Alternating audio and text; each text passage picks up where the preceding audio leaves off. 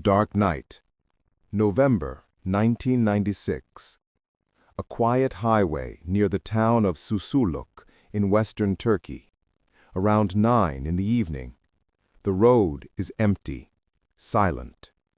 Far in the distance, the headlights of a silver Mercedes appear. Inside the car, there are 4 people. One is a member of parliament. One, a high-ranking police chief. One, an international fugitive wanted by Interpol. And beside him, his lover, a Turkish model. No one could have imagined that, in that single car, power, law, and the underworld were riding together. But that night, those 3 worlds would collide. Suddenly, a truck appears from the opposite direction. The Mercedes brakes. Too late. The crash shatters the silence of the night. In an instant, it's over. 3 of them die on the spot. Only one woman, model Gonca Us, survives. But this was not just an accident. This crash would expose the biggest state secret in modern Turkish history. When police arrived, they were stunned. One of the dead was Abdullah Çatlı, a former leader of Turkey's ultra-nationalist organizations, a mafia boss, and a man on Interpol's most dangerous list. Next to him lay Sedat Bucak, a sitting member of parliament, and Hüseyin Kotadağ, a senior police officer. The 3 of them, a politician, a cop, and a criminal, in the same car. No logic could explain that. Journalists immediately sensed that this was no random accident. Inside the wreckage, investigators found guns with erased serial numbers and documents bearing official government seals. Within hours, Turkish media had a name for it: the Susurluk incident.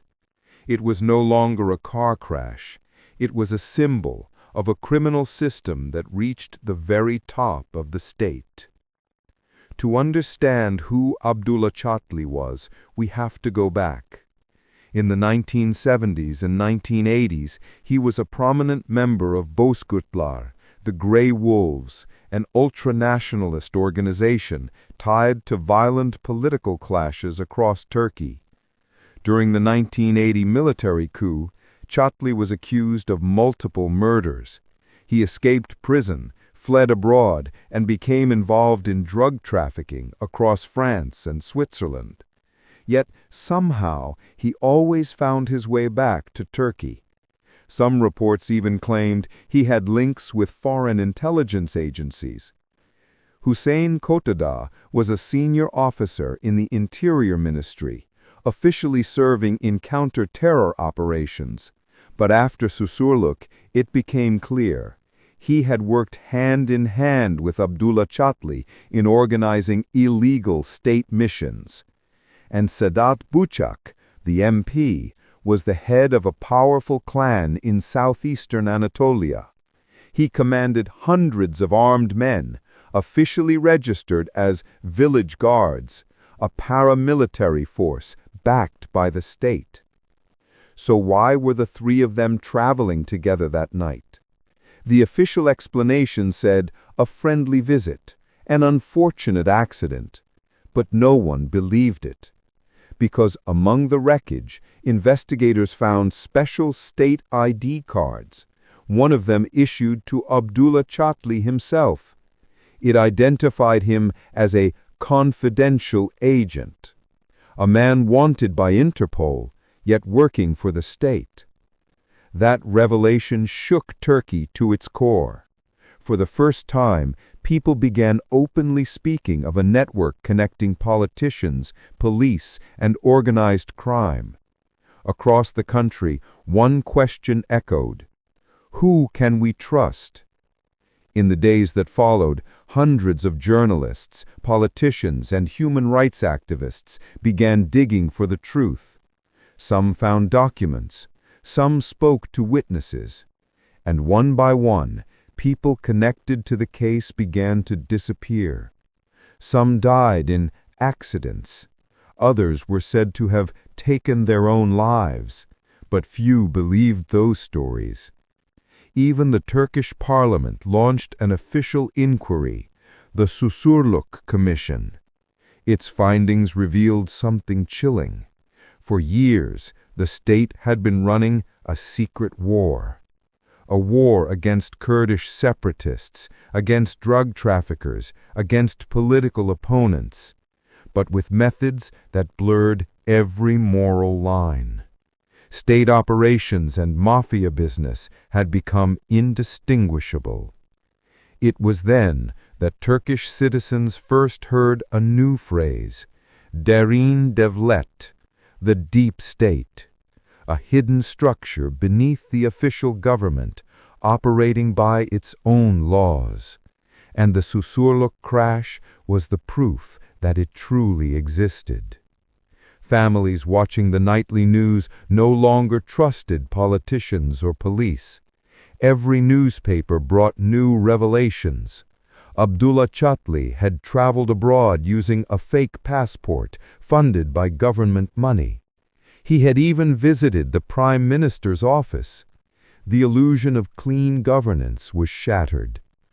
Protesters filled the streets holding signs that read, Devlet temiz eller istiyor, the state wants clean hands. What began as outrage became a nationwide movement for justice. Meanwhile, the only survivor, Gonca Us, never spoke publicly. No one knows what she saw or what she knew. Her statement was never released. Some say she changed her name and left the country. She vanished, just like the truth itself.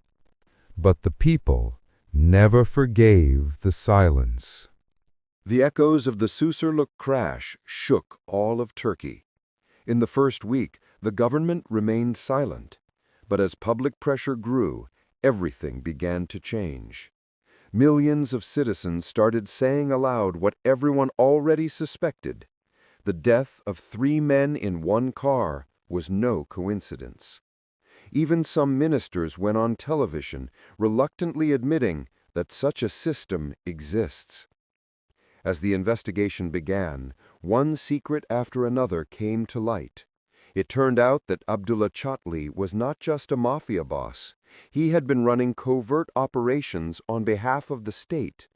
His missions included assassinating Kurdish movement leaders, controlling drug routes, and intimidating political opponents. He wasn't officially employed by the government, yet he operated through high-ranking officials within the Interior Ministry. Then investigators uncovered a single document that horrified the nation. It detailed the missions of a special structure, a network made up of police, gendarmerie, and organized crime figures. Their purpose? To carry out the dirty work the state could not do openly. It had many names: the Secret Service, the Deep State. In parliamentary hearings, lawmakers demanded answers. Who controlled this organization? Why was a wanted criminal given an official ID? How many lives did this system destroy? But no one gave clear answers. Witnesses vanished. Some died mysteriously within weeks of the crash. In 1997, the Susurluk investigation report was finally published. For the first time, the government officially admitted that there had been links between the state and organized crime. Yet most of the report was blacked out, marked classified. The people still didn't know the full truth. But they refused to stay silent. Thousands took to the streets. Each night across Turkey, families turned off their lights for 1 minute, then turned them back on. From balconies and windows, a wave of flickering light swept through the cities. It became known as the 1 minute of light, 1 minute of darkness protest, a silent call for justice, for truth, to return to the nation. For the first time, the Turkish public truly understood what deep state meant. A shadow system operating beneath official power, answerable to no one, controlling politicians, police, and the underworld alike. Years later, new names emerged. One of them was Sedat Peker, a rising figure who would later lead one of Turkey's most powerful criminal organizations. He openly spoke about his connections with state officials. People called him the child of the Susurluk era. He too admitted taking part in patriotic operations coordinated with authorities. Susurluk, it seemed, was not the end of an era, but the beginning of a new one. Over time, many journalists and politicians called the crash the moment Turkey's truth was revealed. Some even called it Turkey's Watergate, because it exposed the rot hidden deep within the system. Yet the whole truth was never told. In 2008, new documents surfaced. They mentioned Abdullah Chatli once again, long after his death.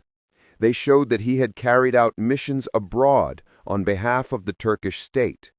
Some records described meetings between foreign intelligence agents and Turkish officials during his trips. The Susurluk case was not only about domestic corruption, it reached far beyond Turkey's borders.